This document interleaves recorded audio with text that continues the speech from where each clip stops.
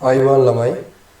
හරි මම අද හිතුවා ඔයාලත් එක්ක විශේෂ තියරියක් පදනම් කරගෙන විභාගය ඉස්සර 2003 එනවල ලාපු PO පේපර් එකේ වර්ගජ ශ්‍රිත වර්ග සමීකරණ ගාන සාකච්ඡා කරන්න සහ ඒක පිටිපස්සේ තියෙන තියරිය සාකච්ඡා කරන්න. හරි 2003 A-level ගාන.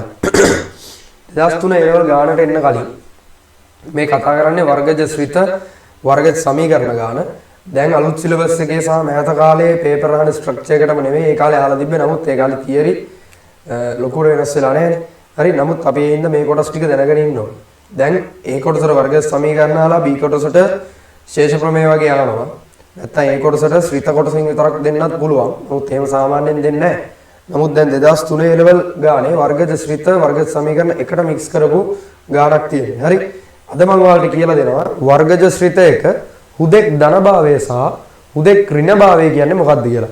පළවෙනියට අපි තේරුම් ගන්න ඕනේ ළමයි වර්ගජ ශ්‍රිත එකයි වර්ගජ සමීකරණ එකයි. වර්ගජම් වෙන්න ඕනේ ශ්‍රිත එකයි සමීකරණ එකයි තියෙන වෙනස. ෆන්ක්ෂන් එකයි ඉක්වේෂන් එකයි තියෙන වෙනස මොකක්ද? හරි උදාහරණයක් ගත්තොත් එහෙම අපි දන්නේ කෙනෙක් ගමු. මේ fx සමානයි x වර්ගය ඍණ 3x ධන 2. හරි මේ ඉන්නේ කවුද? x වර්ගයේ ඍණ 3x ධන 2. ළමයි මෙයා ශ්‍රිතයක්. ඇයි මෙයා ශ්‍රිතයක් කියන්නේ? මෙයාගේ x ට ඕනෑ තරම් මගයන් දාද්දී y ට උත්තර හම්බ වෙනවා. තේරෙනවද? ශ්‍රිතයකට තමයි ළමයි අපි මොනවද අඳින්නද? ප්‍රස්ථාර අඳින්නේ. තේරෙනවද? ප්‍රස්ථාර අඳින්නේ. හැබැයි මේ ශ්‍රිතයේ අගය y වල අගය නියතයකට සමාන වුණාම අපි යාට කියනවා මොකක් කියලාද? සමීකරණයක් කියලා. දැන් fx සමානයි බිඳුව කියන්නේ කවුද? සයි කියන්නේ x වර්ගයේ ඍණ 3x ධන 2 සමානයි බිඳුව කියන්නේ සමීකරණයක්. මෙයාට මොකද වෙන්නේ? ඒ කියන්නේ මේකේ උත්තරේ බිඳුව වෙන x අගයන් නිශ්චිතව තියෙන්නේ 2යි. පැහැදිලිද? ඒතර මේක අපි කියනවා සමීකරණයක් කියලා. මේ වගේ එකක් කියනවා ශ්‍රිතයක් කියලා. තේරුණාද? එහෙනම් ශ්‍රිත එකයි සමීකරණ එකයි වෙනස මම හිතනවා ඔයාලට පැහැදිලි ඇති කියලා. රයිට්? හරි. දැන් මම කතා කරන්න යන්නේ වර්ගජ ශ්‍රිත එක වර්ගජ ශ්‍රිත එක හුදෙක් ධනභාවය සහ හුදෙක් ඍණභාවය හොයන අවශ්‍යතාවය. රයිට්? එහෙනම් මම මේක ෂෝට් නෝට් එකක් වගේ ගන්නම්. හරි? අපි මෙහෙම දෙකට බෙදාගමු ළමයි. රයිට්? මම මෙතනින් ගන්නම් fx සමානයි ax වර්ග ධන bx ධන c. මේ කවුද? සාධාරණ වර්ගජ ශ්‍රිතය. මේ ඉන්නේ x වර්ගය ධන bx ධන c කියන්නේ කවුද? සාධාරණ වර්ගජ ශ්‍රිතය. හරි? අපි දන්නවා වර්ගජ ශ්‍රිත ආකාර දෙකයි. එකක් අවමය එකක් උපරිමය. නේ? එහෙනම් අවමයක්ද උපරිමයක්ද කියලා තීරණය කරන්නේ කොහොමද? ඒ වල අගය මත. ඒ කියන්නේ x වර්ගයේ සංගුණකය මත. හරි? මට කියන්න පුළුවන් a විශාලයි බිඳු අවස්ථාවයි a කුඩයි බිඳු අවස්ථාවයි. වර්ග ශ්‍රිතය ආකාර දෙකකට බෙදෙනවා. නේ? මේ තමයි අපි දන්න උපරිමය. උපරිම ශ්‍රිතය. මේ කවුද අපේ? අවමය. මේ කවුද අපේ? අවමය. හරි? උපරිමයයි අවමයයි. පැහැදිලිද? රයිට්? හරි. අපි බලමු අවම ප්‍රස්ථාරයකට තියෙන්න පුළුවන් හැඩ මොනවද කියලා. විශේෂ අවස්ථා 3යි ළමයි. ඔයාලා දන්නවා. හරි? විශේෂ අවස්ථා කීයද? 3යි. හරි? එක අවස්ථාවක් තමයි ළමයි. එක අවස්ථාවක් තමයි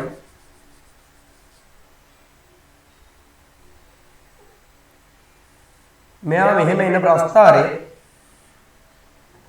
කොහොම හැඩ වෙන්න පුළුවන්. හරි? කොහොම හැඩ වෙන්න පුළුවන්. ඒ කියන්නේ මේ x අක්ෂය මේ y අක්ෂය. මේක තමයි fx. හරි? එක හැඩයක් කොහොම. ඒ කියන්නේ x අක්ෂයට උඩින් හැරෙන්න පුළුවන්. අනිත් අවස්ථාව මොකද්ද?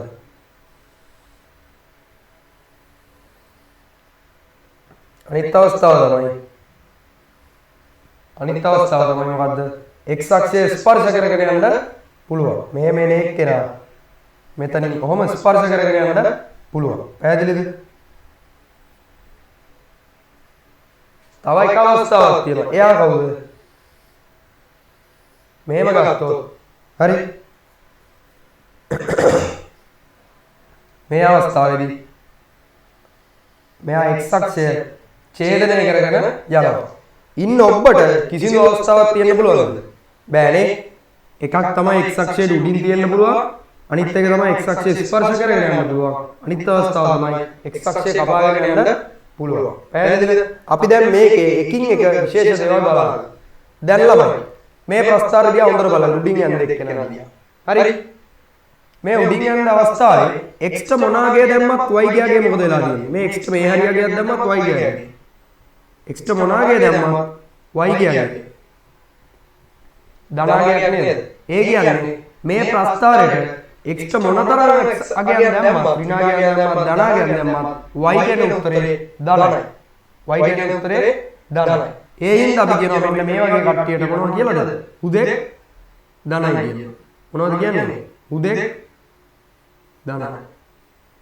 විභාගය අහන්න පුළුවන් වර්ග ශ්‍රිතයක් උදෙක් ධන වීම කියලා. එතකොට අපේ ඔළුවට එන්න ඕනේ මෙන්න මේ අවස්ථාව. තේරුණාද? හරි. මෙයා ළමයි උදෙක් ධනයිද? උදෙක් ධන නැහැ. බිඳුවක්යි තියෙන්නේ. ඒතකොට උදෙක් ධනයි කියන්න බෑ. එයා කිසිසේත්ම උදෙක් ධන වෙන්නේ නැහැ. ඍණාගයනු පවතිනවා වයි. හරි. මම ආදාළ කරනවා මේ වර්ග ශ්‍රිතයක උදෙක් ධනභාවය සහ උදෙක් ඍණභාවයනේ. දැන් ළමයි මෙන්න අපිට ඉන්නවා උදෙක් ධන විච් එක්කෙනා. දැන් අපි හොයන්නේ කොහොමද කියලා මම ඊළඟට කියන්නම්. හරි? අපි යමු උපරිමයකට. උපරිමයක 63ක් අඳිමු. උපරිමයකට ළමයි එක අවස්ථාවක් තියෙන්න පුළුවන් කොහොමද? මෙන්න මෙහෙම අවස්ථාවක් තියෙන්න පුළුවන්. හරි? එක හැඩයක්. අනිත් හැඩය තමයි ළමයි මේ වගේ ස්පර්ශ කරගෙන යන්න පුළුවන්. ස්පර්ශ කරගෙන යන්න පුළුවන්. අනිත් අවස්ථාව මොකද්ද?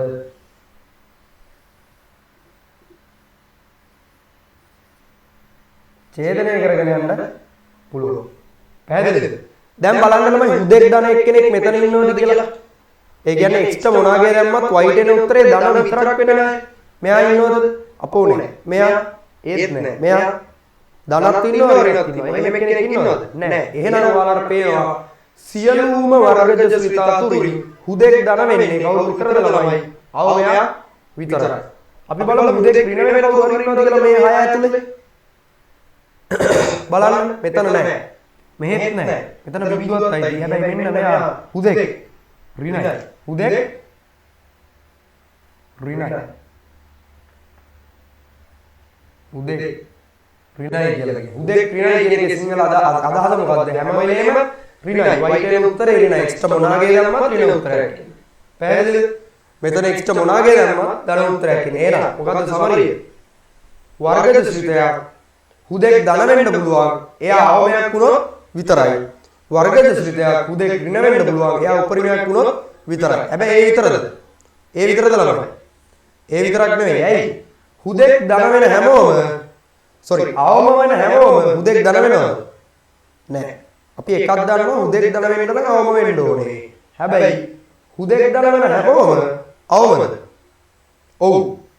අනිත් පැත්තට කියනවා අවම හැමෝම හුදෙක් ධනද? නෑ. නේ? අන්න අපිට වෙන් කර හඳුනා ගැනීමේ අවශ්‍යතාවයක් එනවා. තේරුණාද? අපිට අවමයක් පිච්ච පළියට යා හුදෙක් ධන වෙන්නේ නැහැ. මේ දෙන්න අයින් කරගන්න ඕනේ. අන්න අපිට කන්ඩිෂන් එකක් අවශ්‍යයි. මෙතනත් එහෙමයි. හුදෙක් ඍණ වෙන්නේ උපරිම කියලා දන්නවා. හැබැයි මොකද්ද ප්‍රශ්නේ? උපරිම හැමෝම හුදෙක් ඍණ නැහැ. පැහැදිලිද? රයිට්. එහෙනම් මෙන්න මේක අවශ්‍යතාවයයි මතක තියාගන්න. හුදෙක් ධන වෙන්න අවශ්‍යතාව දෙකයි. එකක් තමයි අවශ්‍යතාවය. එකක් තමයි ඒ විශාල වෙන්න ඕන බිඳුවට වඩා. අදහස x වර්ගයේ සංගුණකයේ විශාල වෙන්න ඕන බිඳුවට වඩා. අනිත් එක තමයි විවේචකය. හොඳට මතක තියාගන්න කුඩයි බිඳුව වෙන්න ඕන. මොකද වෙන්න ඕන? කුඩයි බිඳුව වෙන්න ඕන. ඔන්න හුදෙක් ධන වෙන්න අවශ්‍යතාවය. මම ඉතා කෙටියෙන් මේ කියන්නේ. හරි. හුදෙක් ධන වෙන්න අවශ්‍යතාවය මොකද්ද? විවේචකය කුඩයි බිඳුව වෙලා එයා අවමයක් වෙන්න ඕනේ. හුදෙක් ඍණ වෙන්න අවශ්‍යතාවය ළමයි මේකයි. x වර්ගයේ සංගුණකේ ඍණ වෙන්න ඕනේ. විවේචකයත් ඍණ වෙන්න ඕනේ. හොඳට මතක තියාගන්න. මෙන්න හුදෙක් ඍණ වෙන්න අවශ්‍යතාවය. හුදෙක් ඍණ වෙන්න අවශ්‍යතාවය. හොඳට මතක තියාගන්න. එතකොට විභාගයේ අහන්න පුළුවන්. සිංහලයේ අහන්න පුළුවන් හුදෙක් ධන වීමට කියලා. දැන් ඔය 2003 ගානේ අහලා තියෙන්නේ එහෙම. හුදෙක් ධන වීමටද fx ධන වීමට දුන්න ඕන. සමහර ලාට ගානක මෙහෙම දෙන්න පුළුවන් මේ. උදාහරණයක් මම මේ කියන්නේ. උදාහරණයක් ගානක යාර මෙහෙම දෙන්න බෑ දුන්න උදාහරණ. හරි. මේ fx විශාලයි බිඳුව වීමට fx විශාලයි බිඳුවයි කියන එක අදහස මොකද්ද? fx වර්ගජ ශ්‍රිතයක් කියලා දීලා තියෙන්න ඕනේ. ඒ වෙලාවට fx විශාලයි බිඳුව කියන එකේ අදහස මොකද්ද? x ට මොනවාගේ දැම්මත් fx දෙන උත්තරේ ධනයි කියන එක. එහෙනම් අනිවාර්යයෙන් අපේ ඔළුවට යන්න ඕනේ. මෙයාගේ විවේචකයේ කුඩයි බිඳුව වෙන්න ඕනේ. පැහැදිලිද ළමයි? මම හිතනවා ඔයාලට තේරෙන්න ඇති කියලා. හරි මේක මම උදාහරණයක් කිව්වේ. එහෙනම් මේක ඔයාලා නෝට් එකක් දාගන්න ෂෝට් නෝට් එකක් වගේ මේවා දැනගෙන ඉන්න කොයි වෙලේ විභාගයේ කොයි දැනගෙන ආයිද කියලා අපිට කියන්න මොකද ඉස්සරහලා තියෙනවා මේ වගේ ගණන්. හරි. අපි යමු දැන් 2003 පාස් පේපර් එක සාකච්ඡා කරන්න. වර්ගචිත වර්ගජ සමීකරණ. හරි. එහෙනම් මම මේක කරනවා.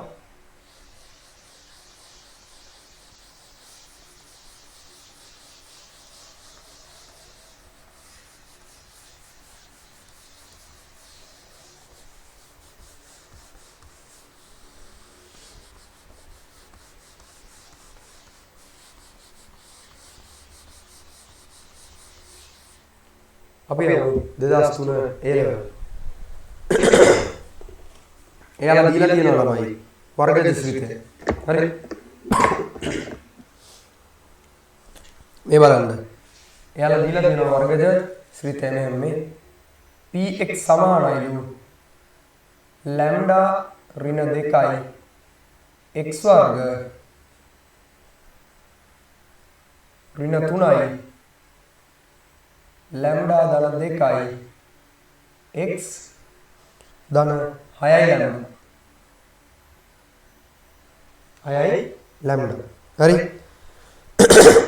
සියලු x අයත් r සඳහා ඒ කියන්නේ x තාත්විකයන් සඳහා px ධන වෙනසේ අන්න px ධන වෙනවා px ධන වෙනවා කියන්නේ මොකද්ද එයා හුදෙක් ධන වෙනවා කියන එක. ඒ කියන්නේ x ට මොනාගේ දැම්මත් y කියන උත්තරය ධනයි කියන එක. පැහැදිලිද? px ධන වෙනවා කියන එකේ අදහස මොකද්ද? x ට මොනාගේ දැම්මත් y කියන උත්තරේ ධනයි කියන එක. වනසේ ලැම්ඩායි අඩුතම නිකිලය සොයන්න.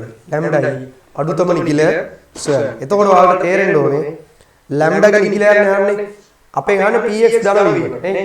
එහෙනම් අපි දන්නවා දැක්ක ගමන් px ධන වීමට නම් මේ වර්ගජ ශ්‍රිතයක් නේ px ධන වීමට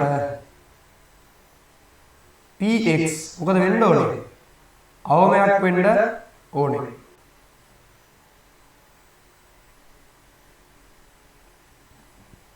අවමයක් විය යුතුයි. එහෙනම් x වර්ගයේ සංගුණකය ධන වෙන්න ඕනේ. ඒ කියන්නේ ලැම්ඩා ඍණ 2 විශාලයි බිඳුව වෙන්න ඕනේ. එහෙනම් ලැම්ඩා විශාලයි 2 වෙන්න ඕනේ. මේක මම 1 කියලා ගන්නවා. ළමයි මේකද උත්තරේ? ලැම්ඩායි අඩුතම නිකිලය ආන්නේ. 2 වෙන්න බෑ. 2ට වඩා ඊළඟට නිකිලයක් හම්බෙන්නේ 3. එහෙනම් ලැම්ඩා සමානයි 3ද උත්තරේ? නෑ. ඇයි? අපි දන්නවා. අපි මේ සරදුවේ මොකද්ද? අපි මේ සරදුවේ මොකද්ද?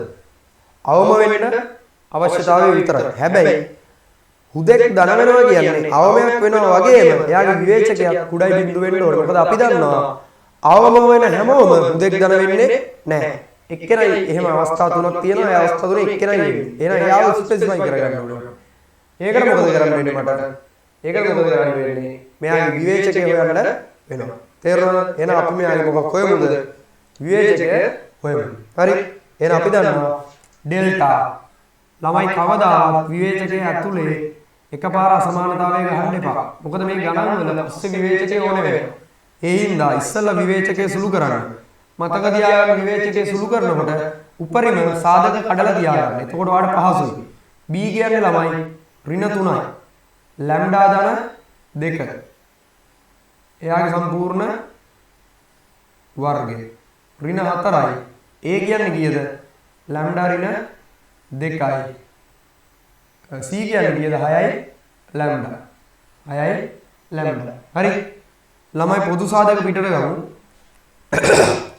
මෙතන 9ක් තියෙනවා. මෙතන 24ක් තියෙනවා. 9 24 පොදු සාධක 3. 3ක් මම එළියට ගන්නවා. මම පුළුවන් තරම් පොදු සාධක එළියට ගන්නවා.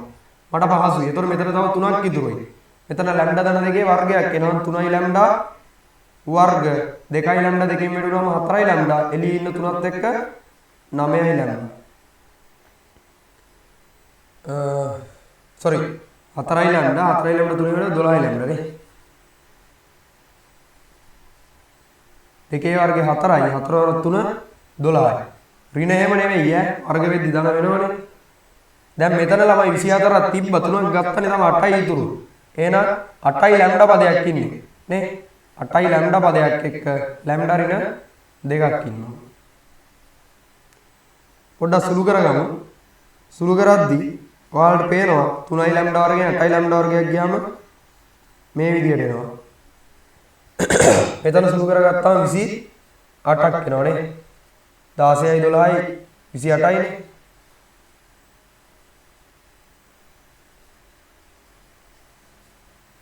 හරිනේ ඍණක් තමයි එළියට ගන්නවා මොකද සාධක කඩන්න නම් අපිට ලස්සනට සුළු වෙලා තියෙනවා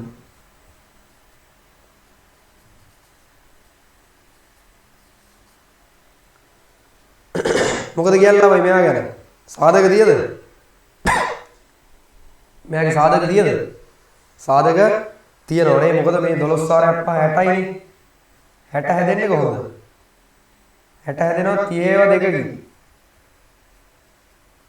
ඍණ හැදෙන්නත් ඕනේ ඉඳ ඍණ 30යි එහෙනම් අපිට සාධක දෙක එකපාර ලියන්න පුළුවන් මෙන්න මෙහෙම අපි දන්නවා කෙටියෙන් මේ වෙලාවට මම කියලා දෙනවා වරහන් දෙකක් දාගන්න එක සාධකයක් මෙතන 5යි ලැම්ඩා වර්ග හැදෙන්න නම් එක සාධකයක 5යි ලැම්ඩා වෙන්න ඕන අනිත් සාධකයේ ලැම්ඩා වෙන්න හරි මෙතන 30 නම් තියෙන්නේ මෙතනින් බලනවා 5න් බෙදෙන්නේ කවුද කියලා 30 5න් බෙදෙන ඉඳලා මෙතනට නැතුව මෙතනට දානවා ඉතුරු එක්කෙනා මෙතනට දානවා දැන් සුළු කරලා බලන්න ඔය උත්තරේ එනවා මෙතන ලැම්ඩා පදයක් තියෙනවානේ හරි මේ අපි කවුද හොයාගත්තේ ළමයි විවේචකය මේ අපි හොයාගත්තේ විවේචකය අපි දන්නවා මොකද්ද හුදෙක් ධන වෙන්න නම් විවේචකය මොකද වෙන්නේ කුඩායි බිඳුව වෙන්න ඕනේ නේ අපි කලින් ඔප්පු කරගත්තා නේ මම ඔයාලට කියලා දුන්නා එහෙනම් px ධන වීමට මොකද වෙන්න ඕනේ ඩෙල්ටා කුඩායි බිඳුවද විය යුතුයි ඒ කියන්නේ ළමයි ඍණ 3 වතාවක් 5යි ලැම්ඩා ධන 2යි ලැම්ඩා ඍණ 6යි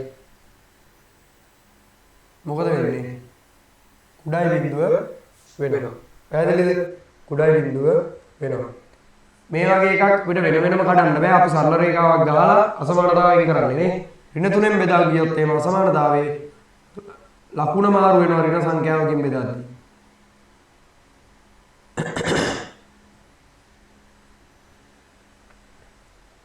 හරි ඊළඟට මොකද කරන්නේ අපි ලැම්ඩාගේ පරාසයන් බලන්න 6යි ඍණ 2 බෙදීම 5යි 6ට වඩා වැඩි ඉලක්කමක් දැම්මොත් මේකේ උත්තරේ ධනයි ඍණයි ධනයි කොහොම එන්නේ අපිට ඕනේ මොන පරාසයද ධන පරාසය ඒ කියන්නේ මේ ටිකයි මෙතන කුඩායි බිඳුව කියලා පරාසය බලන්නේ මෙයාට ඒකයි ධන පරාසය හරි එහෙනම් අපිට උත්තර දෙකක් එනවා ලැම්ඩා කුඩායි ඍණ 2 බෙදීම 5 හෝ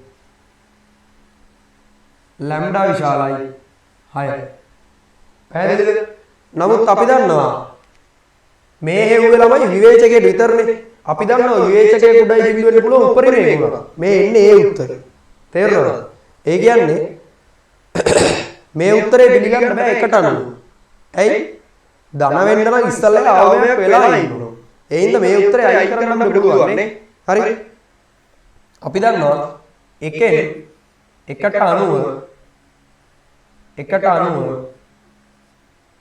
ලැම්ඩා කුඩායි ඍණ 2 බෙදීම 5 මොකද වෙන්නේ පිළිගත නොහැකි එහෙනම් පරාස දෙකයි අනිත් පරාස පිළිගන්න පුළුවන් ලැම්ඩා විශාලයි 6යි මේක මම 2 කියලා ගන්නවා හරි දැන් අපි හොයන්න ඕනේ මොකද්ද ලැම්ඩා විශාලයි 2යි ලැම්ඩා විශාලයි 6යි කියන දෙකම තෘප්ත කරන්න ඕනේ. මේක විතරක් තෘප්ත කරත් හරියන්නේ නැහැ. මේක විතරක් තෘප්ත කරත් හරියන්නේ නැහැ. දෙකම තෘප්ත කරන පරාසය හොයන්න මම නැවතත් සරල රේඛාවක් ගහනවා. ඒකේ ඉන්නවා 6යි 2යි. නේ මෙතන ලැම්ඩා 2ට වඩා වැඩි කියලා. මෙතන එනවා ලැම්ඩා 6ට වඩා වැඩි කියලා. ළමයි දෙපාරක් පාඩ වෙන්නේ. ලැම්ඩා විශාලයි 6යි. ලැම්ඩා විශාලයි 6යි. හරි. එහෙනම් උත්තරේ මොකද්ද? ලැම්ඩා විශාලයි 6යි. හැබැයි අපෙන් අහන්නේ අසමානතාවය නෙවෙයි ලැම්ඩාගේ අඩුතම නිකිල. ඒ කියන්නේ ළමයි මේ සමීකරණය 6ට වඩා වැඩියගෙන් දාද්දි තමයි එයා හුදෙක් ධන එක්කෙනෙක්. ඒකයි මේ හෙව්වේ. හරි. එහෙනම් අපිට කියන්න පුළුවන් මොකද්ද? ලැම්ඩාගේ අඩුතම නිකිලේ මොකද්ද? ඊළඟට ඉන්න එක්කෙනා කවුද? 7. එහෙනම් ලැම්ඩාගේ අඩුතම නිකිලේ කවුද? ලැම්ඩායි අඩුතම නිකිලය කීයද? 7යි. ලැම්ඩායි අඩුතම නිකිලය 7ක්. පැහැදිලිද? හරි. මේක තමයි උත්තරේ.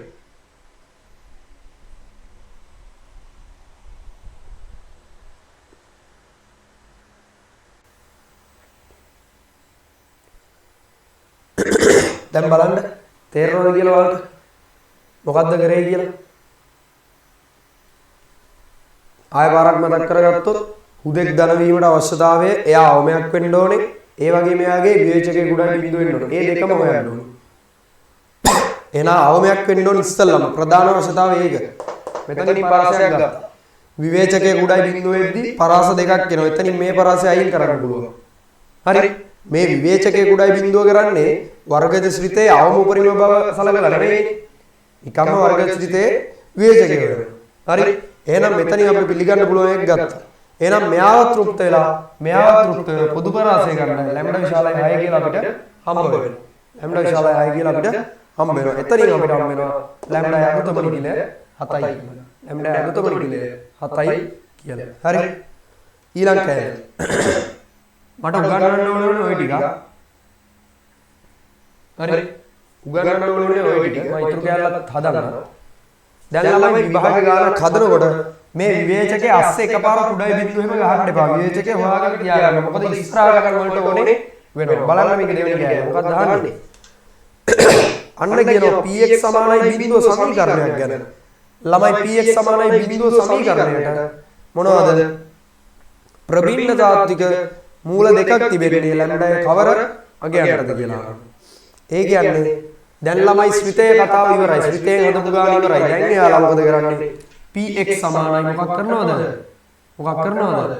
බිඳුව කරා. එහෙනම් එයා වර්ග සමීකරණයක් බවට බලෙන් පත් කරා. දැන් px සමානයි බිඳුව කියන වර්ග සමීකරණයට තාත්වික ප්‍රබින්න මූල දෙකක් තිබෙන්නේ ලැම්ඩාගේ කවර අගයන්ටද කියලා. අනේ විවේචකයෙන් හදන්න තියෙන පට්ට ලේසි. අපි විවේචකේ වෙනව හෙව්වේ එකටයි. දැන් ගාන ඉවරයි. අපි දන්නවා වර්ගජ සමීකරණයකට තාත්වික ප්‍රබින්න මූල කියන විවේචකය විශාලයි බිඳුව වෙන්න ඕනේ. ඒ කියන්නේ අර x අක්ෂයේ තැන් දෙකකදී ස්පර්ශ කරන කතාව. හරි. එහෙනම් තාත්වික ප්‍රබින්න මූල දෙකක් නේ තාත්වික ප්‍රබින්න මූල දෙකක් පැවතීමට මොකද ළමයි වෙන්න ඕනේ ඩෙල්ටා විශාලයි බිඳුව වෙන්න ඕනේ. අපි ලස්සනට ඩෙල්ටා වාගත්ත මෙතන. දැන් ආයෙ හොයන්න දෙයක් නැහැ. ඍණ 3යි 5යි ලැම්ඩා ධන 2යි ලැම්ඩා ඍණ 6යි විශාලයි බිඳුවයි. ඍණෙන් බෙදද්දී අසමානතාවයේ ලකුණ මාරු වෙනවා. මේ පැත්ත උඩයි බිඳුව වෙනවා. දැන් සරල රේඛාවක් ගහගත්තා. 6යි 7යි 6යි ඍණ 2 බෙදීම 5යි දාගත්තා. අපි කලන් බලපු විදිහටම එන්නේ ධන ඍණ ධන කියලා. බලන්න දෙයක්වත් නැහැ. හැබැයි අපෙන් අහන්නේ මෙතන උඩයි බිඳුව වෙන පරාසය. එහෙනම් උත්තරේ ළමයි. උත්තරේ කවුද? ඍණ 2 බෙදීම 5යි 6යි අතරට. පැහැදිලිද? බලන්න කොච්චර ලේසිද කියලා විභාගය ගන්නවා. හරි. එක දෙයක් අරගෙන ගියාට පස්සේ මේක හෙව්වේගේ වාසිය එතන පාවිච්චි වුණා. පැහැදිලිද? හරි. අපි දන්නවා තාත්වික ඇයි මම විශාල හෝ සමාන අවස්ථාවක ගත්තේ නැත්තේ? අපි දන්නවා විශාල හෝ සමාන වෙන්නේ මොකක් වුණොත්ද? ඔව්. තාත්වික සමපාතවල අපෙන් අහන්නේ ප්‍රබින්න වෙනස් මූල දෙකක් තියෙන නම් අනිවාර්යෙන් විශාල හෝ සමාන අවස්ථාව ගන්න බෑ. හරි. ඊළඟ කැලලත් හදලා දාමු අපි. px සමානයි බිඳුවට මූල තාත්විකයිලු. මූල දෙකේ වෙනස 3ට සමානද නම් ලැම්ඩා හොයන්න. ළමයි මොකක්ද කියන්නේ? ඇයි මේ මූල තාත්විකද කියලා දෙන්නේ? මූල තාත්විකයි මූල වෙනස 3යි.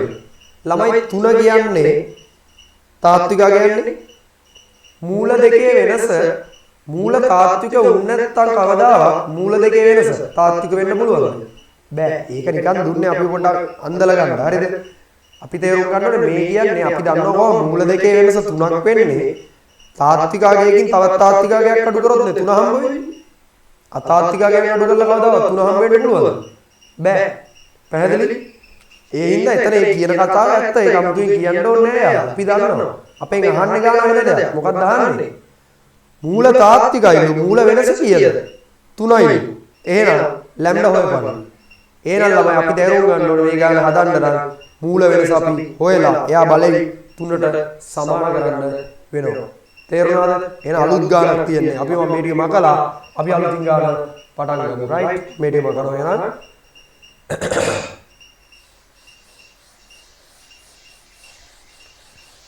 හරි.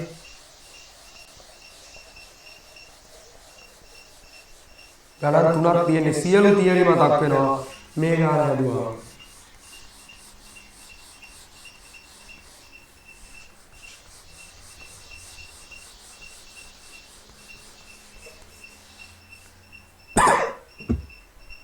එහෙනම් px කියන්නේ ශ්‍රිතය මූල තියෙන්නේ සමීකරණයට.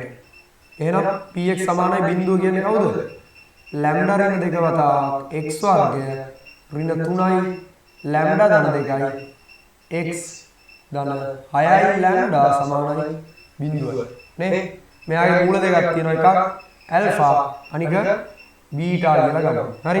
එහෙනම් අපිට ලියන්න පුළුවන් ළමයි මූල දෙකේ එකතුවට සම්බන්ධයක්. කවුද? ඍණ b බෙදීම එහෙනම් ඍණ 3යි ලැම්ඩා ධන 2 බෙදීම ලැම්ඩා ඍණ 2. හරි? එහෙනම් උත්තරයක් එනවා 3යි ලැම්ඩා ධන 2 බෙදීම ලැම්ඩා ඍණ 2. හරි? ඇල්ෆා බීටා කීයද? c බෙදීම a. c කියන්නේ 6යි ලැම්ඩා වගේ. a කියන්නේ ලැම්ඩා ඍණ 2. පැහැදිලි? අපිට ඕනේ මූල අන්තරය. අපි ඉස්සෙල්ලා මූල අන්තරය මූල වෙනස කියන්නේ මූල අන්තරය ඇල්ෆා ඍණ බීටා. ළමයි ඔන්න මතක තියාගන්න මූල අන්තරය හොයන විදිය ඇල්ෆා ඍණ බීටා වර්ග කරලා වර්ගමූලය දාගන්න. හරි? මතක තියාගන්න. මේවා අහලා තියෙනවා විභාගේ. වැරද්දක් නෑනේ මෙහෙම දැම්මම. ඊට පස්සේ මේවා ප්‍රසාරණය කරන්න.